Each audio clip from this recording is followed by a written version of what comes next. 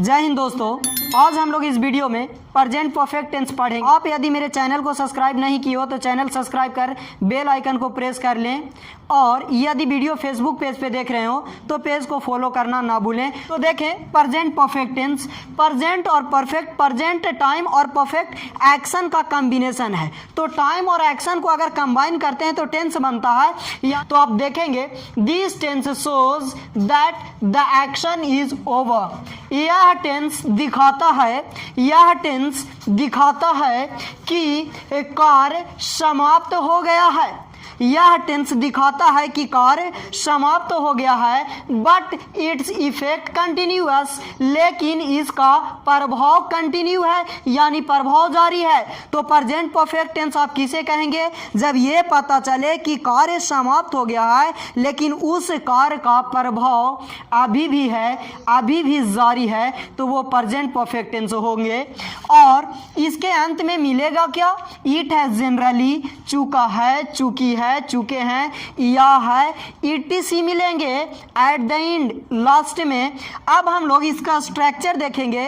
Present perfect का structure क्या है? तो सब्जेक्ट के बाद हैज या have, V3 object plus other word. Other word किसे कहते हैं? तो MPT को बोलते हैं, manner place time. Manner place time को ही अदर वर्ड बोलते हैं। मैनर मीन्स तरीका, प्लेस मीन्स जगह, स्थान, टाइम मीन्स समय, और यही तीनों को हम लोग अदर वर्ड के रूप से, अदर वर्ड के नाम से जानते हैं। अगर इसका निगेटिव स्ट्रक्चर के बाद बोले तो सब्जेक्ट के बाद हैज हैव का प्रयोग करेंगे, फिर note V3 object plus other word. अब कहेंगे कि सर सब्जेक्ट के बाद हैज कब और हैव कब प्रयोग किया जाता है? तो आप एक नज़र यहाँ पे डालेंगे। जब सब्जेक्ट आई हो, वी हो, यू हो, दे हो या प्लूरल नाउन हो तो हम लोग हेल्पिंग वर्ब के रूप में हैव का प्रयोग करेंगे। यदि सब्जेक्ट ही हो, सी हो, ईट हो, या कोई नाम हो या सिंगुलर नाउन हो तो हम लोग हेल्पिंग वर्ब के रूप में हैज़ का प्रयोग करेंगे। तो अब तो आपको हैज़ हैव में कंफ्यूजन रहा ही नहीं होगा, क्योंकि सब्जेक्ट ये इन सारी रहेंगे, हैव का प्रयोग करना। यदि सब्जेक्ट ये सब रहेंगे तो हैज़ का प्रयोग करना as a helping verb, as a auxiliary verb.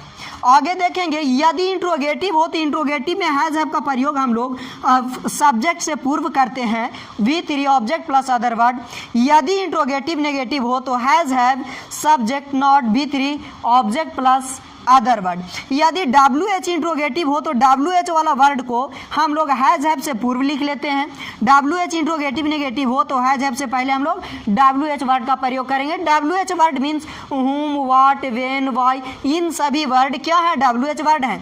अब हम लोग एग्जाम्पल की ओर आते हैं और देखते हैं, मैं खाना खा चुका हूँ, यानी कि ये हिंदी वाक्य ये कहना चाहता है कि मैं खाना खा चुका हूँ। खाना खाने का जो काम है वो कंप्लीट हो गया है और उस खाना का प्रभाव अभी तक है, क्योंकि भूख अभी नहीं लगी है, यानी उस खाना का प्रभाव अभी कंटिन्यू है। मैं खाना खा चुका हूँ, आई हैव ईटन फूड। रानी यहाँ आ चुकी है, यानी रानी यहाँ पहुँच चुकी है, आ चुकी है। रानी का जो आने का काम है वो हो चुका है, लेकिन उसका आने का प्रभाव अभी भी है, इफेक्ट अभी भी है। रानी हैज़ कम हेयर। वे लोग एक पत्र नहीं लिख चुके हैं, वे लोग एक पत्र नहीं लिख चुके हैं। They have not written a letter. बात को समझ गए होंगे। और एक सेंटेंस से हम लोग 6 सेंटेंस बना सकते हैं, positive, negative, interrogative, interrogative negative, WH interrogative, WH interrogative negative. जैसे में यहाँ पे एक सेंटेंस लिखा हुआ है, मैं खाना खा चुका हूँ, तो आप इनको 6 सेंटेंस बना सकते हो। मैं खाना खा चुका हूँ, मैं खाना नहीं खा चुका हूँ, क्या मैं खाना खा चुका हूँ, क्या मैं खाना नहीं खा चुका हूँ, मैं खाना कब खा चुका हूँ, मैं खाना कब नहीं खा चुका हूँ। इस तरह से 6 सेंटेंस बनाएंगे और 6 का स्ट्रक्चर, 6 स्ट्रक्चर से हम लोग बनाएंगे। प्रेजेंट परफेक्ट में कुछ ऐसे एडवर्ब हैं जिसका प्रयोग हम लोग करते हैं। तो देखें, यदि प्रेजेंट परफेक्ट टेंस में हिंदी आ जाए अभी भी या अभी तक, अभी भी या अभी तक लिखा हुआ आ जाए तो उसके लिए हम लोग एज एट या सो फार का प्रयोग करते हैं। जैसे बोले हम यहाँ पे कि वह अभी भी, वह अभी तक, वह अभी तक मात्र 4 खत लिखा है, 4 खत लिखा है। यहाँ पे क्या लिखा हुआ है? वह है अभी तक मात्र 4 खत लिखा हुआ है। तो आप हिंदी सेंटेंस में देख रहे हो कि अभी तक आया है, और अभी तक के लिए हम लोग एज इट या सो फार का प्रयोग करते हैं। तो इसको ट्रांसलेट आप कैसे करोगे? He has written only 4 letters, और हम लोग क्या प्रयोग कर देंगे? As it. ठीक है, he had written only 4 letters as it. He has written only 4 letters as it. वह अभी तक मात्र 4 खत लिखा है। लेकिन अगर सेंटेंस निगेटिव है, इंट्रोगेटिव निगेटिव है, तो केवल हम लोग एट का प्रयोग करेंगे। जैसे पापा अभी तक नहीं आए हैं। पापा अभी तक नहीं आए हैं। तो आप यहाँ पे समझे ये सेंटेंस निगेटिव है कि पापा अभी तक नहीं आए हैं, और सेंटेंस में क्या लिखा हुआ है? अभी तक। अभी तक के लिए एज एट या सो फार प्रयोग करते हैं, लेकिन एज एट और सो फार का प्रयोग केवल और केवल पॉजिटिव सेंटेंस में होता है। यदि निगेटिव आ जाए, इंट्रोगेटिव निगेटिव आ जाए, तो एज एट या सो फार का प्रयोग करेंगे। तो ये क्या होगा? Father has not come yet. Father has not come yet. 8 का प्रयोग आप भी 3 के पहले भी कर सकते हो, 8 का प्रयोग आप भी 3 के बाद भी कर सकते हो। जैसे हम इसको ऐसे भी बोल सकते हैं कि Father has not yet come. Father has not yet come. तो आप 8 का प्रयोग सेंटेंस के लास्ट में भी कर सकते हो और भी 3 के पहले भी कर सकते हो। चलिए, यदि सेंटेंस में लिखा हुआ रहे अभी भी और अभी तुरंत, तो हम लोग जस्ट या जस्ट नाउ का प्रयोग करेंगे। सेंटेंस हिंदी वाक्य में लिखा हुआ हो अभी भी या अभी तक, तो क्या लिखेंगे हम लोग हिंदी में, इंग्लिश में? जस्ट या जस्ट नाउ का प्रयोग करेंगे। जैसे एग्जाम्पल के रूप में देखेंगे, वह अभी अभी आई है। वह अभी अभी आई है। कैसे बनाएंगे? She has just come. She has just come, या आप ऐसे भी बना सकते हो, she has come just now. She has come just now. Just now यदि आप लिखें तो भी 3 के बाद प्रयोग करें। यदि आप केवल जस्ट का प्रयोग कर रहे हो तो भी 3 के पहले आप प्रयोग करें। क्या बोले? यदि हिंदी सेंटेंस में लिखा हुआ हो अभी अभी या अभी तुरंत लिखा हुआ हो, तो जस्ट का भी प्रयोग कर सकते हो, जस्ट नाउ का भी प्रयोग कर सकते हो, लेकिन जस्ट का प्रयोग आप भी 3 के पहले करें और जस्ट नाउ का प्रयोग आप भी 3 के बाद करें, यानी सेंटेंस के लास्ट में करें।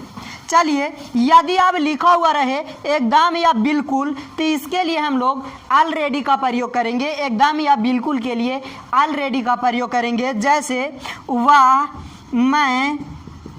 मैं एकदम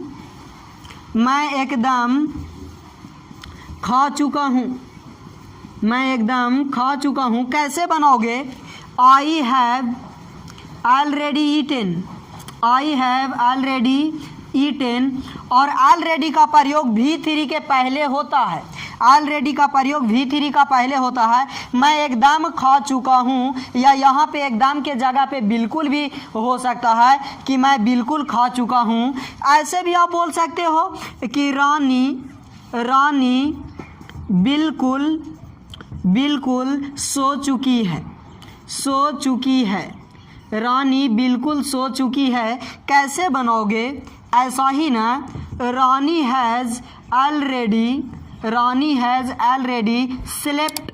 रानी एकदम सो चुकी है या बिल्कुल सो चुकी है, उसके लिए हम लोग ऑलरेडी का प्रयोग करेंगे और भी 3 के पहले प्रयोग करेंगे। हिंदी में लिखा हुआ आ जाए एकदम नहीं, ज़रा भी नहीं या बिल्कुल भी नहीं, तो इसके लिए हम लोग नॉट एट ऑल का प्रयोग करेंगे। जैसे आप हिंदी सेंटेंस को देखेंगे, वह ज़रा भी नहीं खाया है। वह ज़रा भी नहीं खाया है। तो आप इसको बनाओगे कैसे?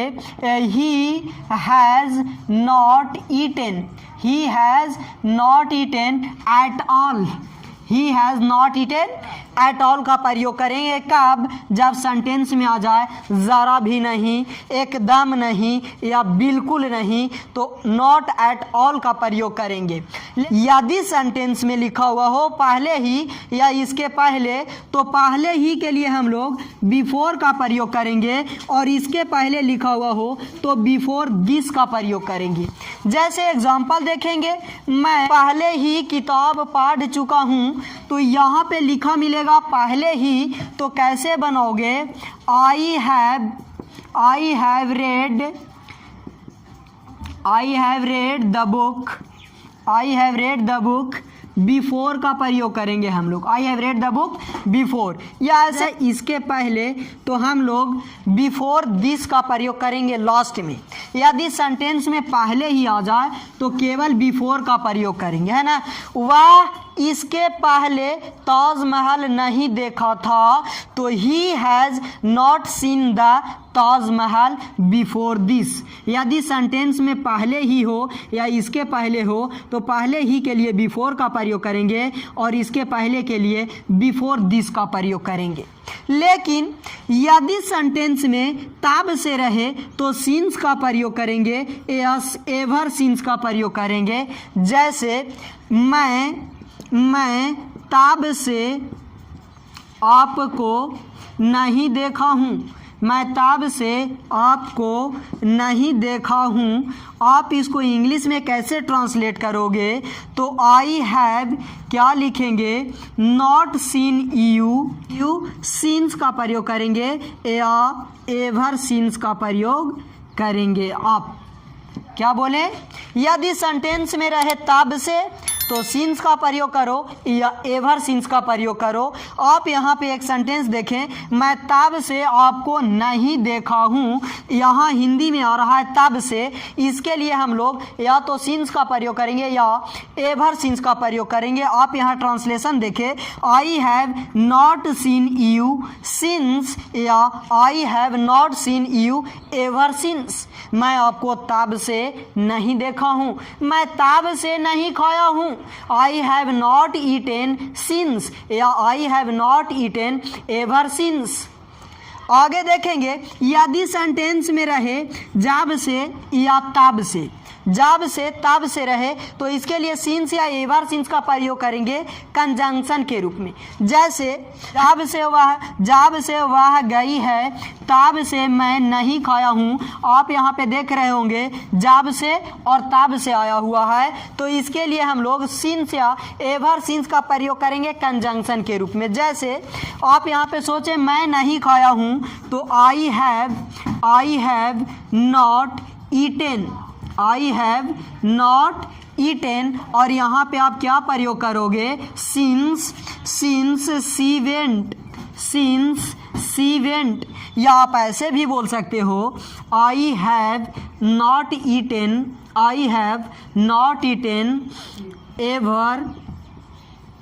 Ever since she went. आप दोनों तरह से बना सकते हो। आप यहाँ देख ये रहे हो कि इधर में ये प्रेजेंट परफेक्ट का स्ट्रक्चर आ रहा है और ये पास्ट इंडेफिनिट का स्ट्रक्चर आ रहा है, और ये दोनों सेंटेंस को सिंस या एवर सिंस से जोड़ रहे हैं। तो यहाँ पे सिंस कंजंक्शन के रूप में आ रहा है, कंजंक्शन के रूप में वर्क कर रहा है। प्रेजेंट परफेक्ट में कोई पास्ट विजिट बताए तो हम लोग गो और कम के जगह पे विन का प्रयोग करेंगे। क्या बताएं? जब यदि किसी का पास्ट विजिट क्लियर हो, पास्ट विजिट बताती हो, तो गो और कम के बदले में, गो और कम के स्थान पे विन का प्रयोग करेंगे। जैसे मैं दिल्ली से आया हूँ, मैं दिल्ली से आया हूँ। आप यहाँ पे देखो ये पास्ट विजिट क्लियर कर रहा है कि मैं दिल्ली से आया हूँ, दिल्ली से आ गया हूँ। तो आप ऐसे ना बनाएं कि I have come from Delhi, ऐसे ना बनाएं। आप कैसे बनाएं? I have been from Delhi, I have been from Delhi. बात समझे। काम की जगह पे हम लोग कौची का प्रयोग कर देंगे, बीन का। कब, जब पास्ट विजिट क्लियर रहे तब। जैसे वह 2 बार कश्मीर गया है, वह 2 बार कश्मीर गया है। तो यहाँ पे क्लियर हो रहा है कि कितने बार गए हैं, 2 बार। तो क्या होगा, he has gone to Kashmir, he has gone to Kashmir 2 times. इसको आप यहाँ पे गोन प्रयोग कर दिए हो, बीन प्रयोग करेंगे हम लोग ऐसे, he has been to Kashmir 2 times. ये सेंटेंस बेटर है। यहाँ पे गो और कम के जगह पे विन का प्रयोग करेंगे। कब, जब पास्ट विजिट क्लियर हो तब। आप सोचेंगे कि सर तो पता कैसे चलेगा कि बीन का मतलब जाना हो रहा है या आना हो रहा है। तो बीन के बाद अगर फ्रॉम लगा हुआ हो तो यहाँ पे लौटना, लेकिन बीन के बाद प्रीपोजिशन टू आए हुआ हो, इसका अर्थ जाना होंगे। बात समझ गए। यदि पास्ट विजिट क्लियर हो, पास्ट का यात्रा उसमें इंडिकेट कर रहा हो, तो गो और कम के स्थान पे हम लोग बीन का प्रयोग करेंगे। तो चलिए इस वीडियो को हम लोग यहीं पे समाप्त करते हैं।